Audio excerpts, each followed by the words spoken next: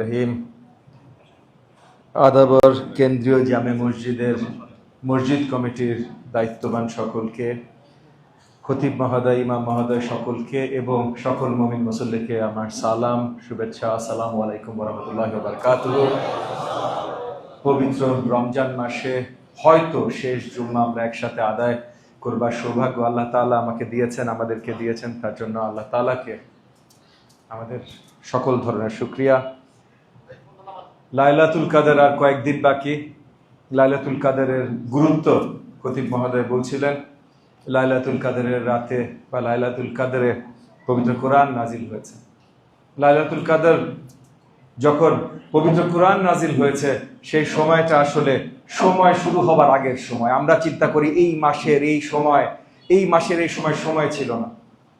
বিশ্ব তৈরি হওয়ার আগে লাইলাতুল কাদর তৈরি হয়েছে, মানব সৃষ্টি হওয়ার আগে লাইলাতুল কাদর তৈরি হয়েছে। সো এই তারিখটার বিশেষত্ব নিয়ে যখন খতিব মহোদয় আলোচনা করছিলেন, আমাদের সকলের বুঝতে হবে যে এই সময়টা আল্লাহ তাআলা আমাদেরকে একটা উপহার হিসেবে দিয়েছেন, যেন আমরা সেই উপহারের সৎ ব্যবহার করতে পারি, আল্লাহ তাআলার কাছে পৌঁছতে পারি। এবং আল্লাহ তাআলার কাছে পৌঁছানোর সবচেয়ে সহজ উপায় হলো ইবাদত, এবং ইবাদতের মধ্যে একটা বড় ইবাদত হলো আল্লাহ তাআলার প্রিয় মুমিন মুসল্লিদের জন্য কাজ করা। ছোট্ট একটা আমাদের মহানবী, প্রিয় নবী রাসূল করিম সাল্লাল্লাহু আলাইহি ওয়াসাল্লামের একটা ছোট্ট কাহিনী বলি। মসজিদে একদিন রাসূল করিম বসে আছেন, একজন মুসাফির এসছেন, খুব ক্ষুধার্ত। তো মুসাফির রাসূল করিমের কাছে খাবার প্রার্থনা করেছেন। রাসূল করিম উনার বাড়িতে খবর নিয়েছেন, উনার কোনো বাড়িতে খুব বেশি খাবারের ব্যবস্থা তখন ছিল না। এটা এমন একটা সময় যখন মদিনাতে নতুন নতুন মুসলমানরা গেছেন হিজরতের পর। সো তখনও মুসলমানদের সক্ষমতা এত বেশি বাড়েনি। তো তখন রাসূল করিম মসজিদে সবাইকে জিজ্ঞেস করেছেন যে কে এই মুসাফিরকে সহযোগিতা করতে পারবেন। তো আনসারদের মধ্যে একজন বলেছেন, রাসূল করিম আমি সহযোগিতা করতে পারবো। সে বাড়িতে নিয়ে গেছেন, সেও খুব বেশি তার বাড়িতে কিছু ছিল না, খুব অল্প খাবার দাবার ছিল। সো তার বাচ্চারা যেন খাবার দাবার নিয়ে আবার গন্ডগোল না করে, বেশি খেতে না চায়, বাচ্চাদের ঘুম পাড়িয়ে দিয়েছে। তারপর ওই মুসাফিরের জন্য খাবার দিয়েছে, আর বেশি খাবার ছিল না, নিজে আর নিজের স্ত্রীর জন্য খাবার নিতে পারেনি, তার জন্য আলো কমিয়ে দিয়েছে, যেন মুসাফির দেখতে না পারে যে তারা খুব বেশি কিছু খাচ্ছে না। মুসাফিরকে খাবার দিয়েছে। খাবার দেবার পর যখন খাওয়া দাওয়া শেষ হয়ে আবার রাসূল করিমকে সালাম জানাতে গেছে সেই মুসাফির, তখন মুসাফিরকে রাসূল করিম জিজ্ঞেস করেছে, মুসাফির বলেছে না, সে খুব সুন্দর পেটে খেয়েছে। তো আল্লাহ তাআলার কাছে তো আর কিছু লুকানো নাই। তো আল্লাহ তাআলার সবচেয়ে শ্রেষ্ঠ বান্দা রাসূল করিমের কাছ থেকে কিছু লুকানো নাই। তো রাসূল করিম জেনেছেন যে কিভাবে সেই আনসার আপ্যায়নটা করেছেন। তো তখন রাসূল করিম বলেছেন যে যারা এইভাবে আপনার কাছের মানুষকে, আল্লাহ তাআলার কাছের মানুষকে এইভাবে সহযোগিতা করবেন, আল্লাহ তাআলা বেহেশতের দরজা বা বেহেশতের পথ তাদের জন্য আরো সহজ করে দিবেন। তো সবচেয়ে গুরুত্বপূর্ণ হলো আমরা একে অপরের জন্য কতখানি দাঁড়াই। আমি আছি আপনাদের সাথে, আপনাদের সেবা, আপনাদের কাজেই আছি। আজকে খতিব সাহেব কিছু জিনিস বললেন, আপনাদের এই জিনিসগুলো প্রয়োজন আগামী দিনগুলোতে। ও একটা জিনিস বলে রাখি, আপনাদেরকে কিন্তু নির্বাচনের আগে বলেছিলাম যে প্রত্যেক মাসে আমরা একটা উন্মুক্ত টাউন হল মিটিং করব, যেখানে আপনারা সবাই এসে প্রশ্ন করতে পারবেন। সেখানে আমি থাকবো, সকল ওয়ার্ডের দায়িত্বপ্রাপ্ত সবাই থাকবে, পুলিশ প্রশাসন থাকবে, বাকি যারা যারা থাকতে পারে সবাইকে রেখে আপনাদের জন্য ওপেন টাউন হল করব।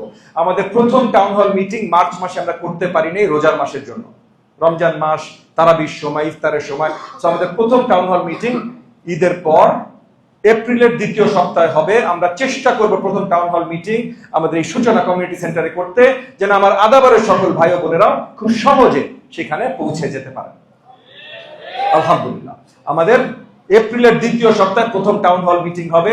যাদের যা যা চিন্তা আছে, এক ভাই বললেন গ্যাসের সমস্যা, খতিব সাহেব বললেন পানির সমস্যা, রাস্তার সমস্যা, এই সব সমস্যাগুলো আপনারা ওখানে উত্থাপন করবেন, সমাধান নিয়ে আলোচনা করবো। আজকে খতিব সাহেব যে সমস্যাগুলো উত্থাপন করেছেন আপনাদের হয়ে, আপনাদের রিপ্রেজেন্টেটিভ হয়ে, যদি আপনাদের আসল রিপ্রেজেন্টেটিভ হলো আমি, আপনারা ভোট দিয়ে আমাকে চুজ করেছেন, কিন্তু এই মসজিদে রিপ্রেজেন্টেটিভ হয়ে যে খতিব সাহেব যেগুলো বললেন, এই জিনিসগুলো আমি আগামী দিনগুলোতেও আপনাদেরকে, কারণ প্রত্যেকটা জুম্মা সব ওয়াক্ত তো আমি আপনাদের সাথে পড়তে পারি না, এক সময় একই জায়গায় থাকি, কিন্তু জুম্মা কিন্তু এখানে কোনো না কোনো মসজিদে সবসময় পড়ি। কারণ এখানে আমাদের যেহেতু মন্ত্রণালয়ের দায়িত্ব পেয়েছি, বেশিরভাগ সময় ওই মন্ত্রণালয়ের ওইদিকে থাকে, বা মন্ত্রণালয়ের দায়িত্ব তো জাতীয় দায়িত্ব। সো কোনো স্কুল পরিদর্শন, কোনো কলেজ পরিদর্শন বা কোনো ইনস্টিটিউশন পরিদর্শন এখানে ওখানে যেতে হয়। সো হয়তো সব ওয়াক্তের নামাজ আমি এলাকার মসজিদগুলোতে পড়তে পারি না, কিন্তু নির্বাচনের আগে থেকে শুরু করে নির্বাচনের পর আজ পর্যন্ত কিন্তু কোনো জুম্মা আমি এখানকার বাইরে কোথাও পড়ি নাই। সো প্রত্যেকটা জুম্মায় আপনাদের সাথে দেখা হয়, এই মসজিদে, অন্য কোনো মসজিদে, এলাকার মসজিদে। সো প্রত্যেকটা জুম্মায় আমি ওই এলাকার সকল আমার প্রিয় মুমিন মুসল্লিদের আহ্বান জানাবো যে আপনারা লিখিত আকারে খতিবের কাছে পৌঁছায় দেন আপনাদের এলাকার কি কি ঝামেলা। আজকে যেমন খতিব মহোদয় শুরুতেই বললেন, 3-4টা ঝামেলার কথা বললেন, তো আপনারা লিখে পাঠাই দিবেন। তারপর সেই ঝামেলাগুলো আমার কাছে উত্থাপন করবে। তারপর আমার দায়িত্ব, আমি কি, আমি আপনাদের সেবক। আপনারা ভোট দিয়ে আমাকে চাকরি দিয়েছেন, আপনারা কি করেছেন, আমাকে ভোট দিয়ে চাকরি দিয়েছেন। অভিভাবক বাদ দেন, ওই দিন শেষ। আমি আপনাদের সেবা করতে আসছি, আপনারা দায়িত্বটা আমাকে দিয়েছেন, তাহলে আমি আপনাদের কাছে জবাবদিহি, উত্তর দিতে হবে। সবকিছু হয়তো করতে পারবো না, কিন্তু কেন করতে পারি না সেটা জানাইতে হবে। সো আপনারা জিজ্ঞেস করবেন, যার জন্য ওই যে এপ্রিলের 2য় সপ্তাহে টাউন হল মিটিং, আপনারা আসবেন, জিজ্ঞেস করবেন। এই যে পানি জলাবদ্ধতা, এই জলাবদ্ধতার জন্য রামচন্দ্রপুর খাল এর আগে কয়েকবার আমরা পরিষ্কার করেছি, এখন আমরা কাজ করছি সিটি কর্পোরেশনের সাথে এবং ওয়েস্ট ম্যানেজমেন্টের সাথে, কয়েকটা মিনিস্ট্রি মিলিয়ে আমরা কাজ শুরু করেছি যেন এই রামচন্দ্রপুর খাল, কিন্তু রামচন্দ্রপুর খাল 2 কিলোমিটার বা 2.5 কিলোমিটার আমাদের মধ্যে পড়ে, বাকি আগে পরে আরো অনেক আছে।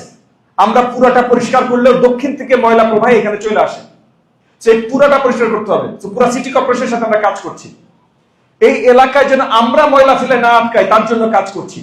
এই রাস্তাগুলো সিটি কর্পোরেশন যখন করেছে, এইখানে আবার অনেক ভেজাল আছে, ওয়াসার লাইন আলাদাভাবে গেছে, তিতাসের লাইন আলাদাভাবে গেছে, বিদ্যুতের লাইন উপর দিয়ে গেছে। এইগুলো আবার নতুন করে আমরা কাজ করতে চেষ্টা করছি সিটি কর্পোরেশনকে নিয়ে, এবং আমরা একটা মনিটরিং সেল বসাচ্ছি যে ওয়াসা তিতাস সব যেন আলাদাভাবে কাজটা করতে পারে, সবকিছু যেন আমাদের দপ্তরের মাধ্যমে হয়, যেন কোঅর্ডিনেটেড হয়।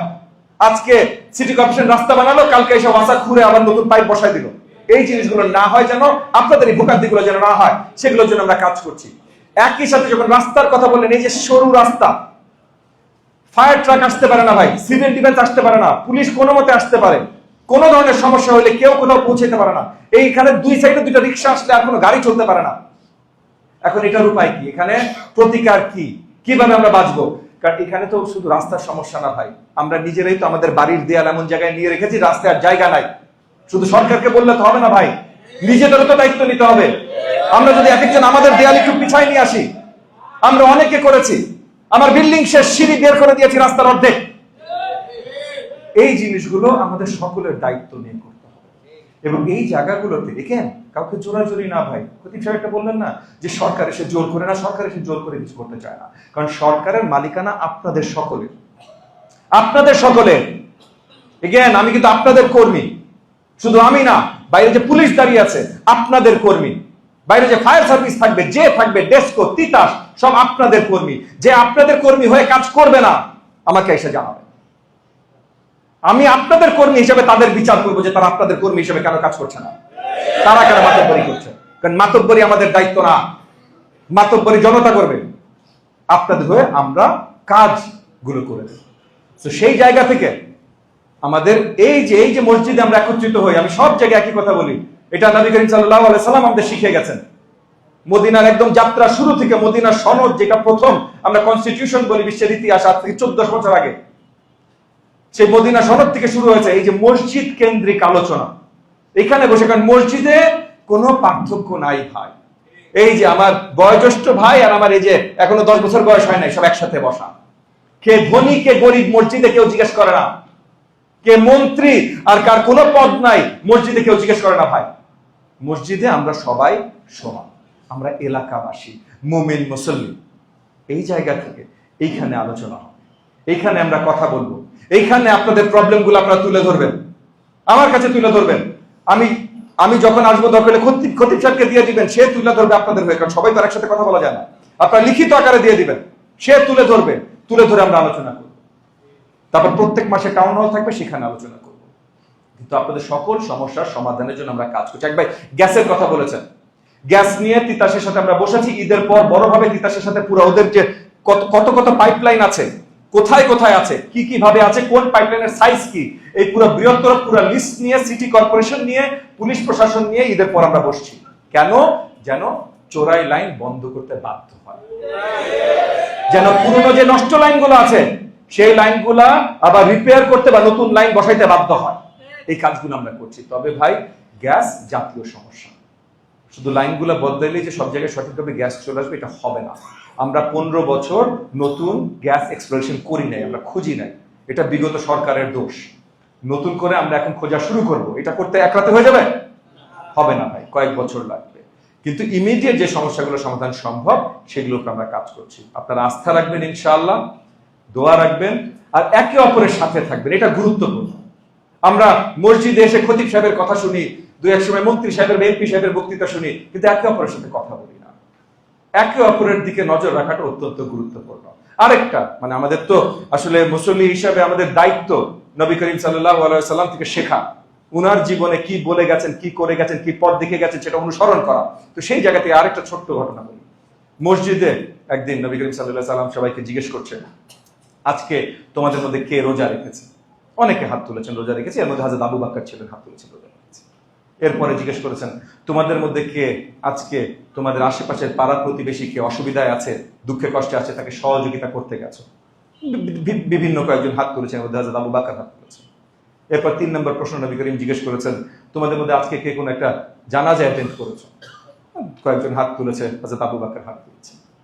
চতুর্থ লাস্ট প্রশ্ন উনি করেছেন যে তোমাদের মধ্যে কে তোমার আশেপাশে পাড়া প্রতিবেশীর মধ্যে কেউ অসুস্থ আছে, তাকে দেখতে গেছো, তাকে সহানুভূতি জানাতে গেছো?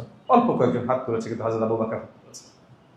তো এই যে 4টা হযরত আবু বকর হাত তুললো, নবী করিম সাল্লাল্লাহু আলাইহি ওয়াসাল্লাম বললেন যে এই 4টা জিনিস তোমরা যারা করবে, যেমন হযরত আবু বকর করেছেন, এই 4টা জিনিস তোমরা যারা করবে, প্রতিদিন করবে, তাদের জন্য আবারও বেহেশতের পথ সহজ হয়ে যাবে। সুবহানাল্লাহ।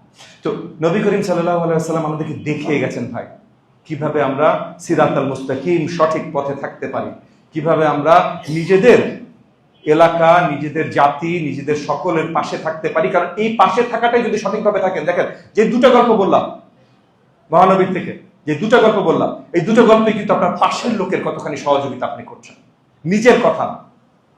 তুমি সঠিক মুসলমান তখনই হবা যখন তুমি তোমার পাশের ভাইয়ের জন্য, তুমি নিজের জন্য যা যা চাও, তোমার পাশের ভাইয়ের জন্য সেই জিনিসগুলো তুমি চাইবা, সেই দিন তুমি সঠিক মুসলমান হবা। তো এই জিনিসটা আমাদের আসলেই প্র্যাকটিস করতে হবে।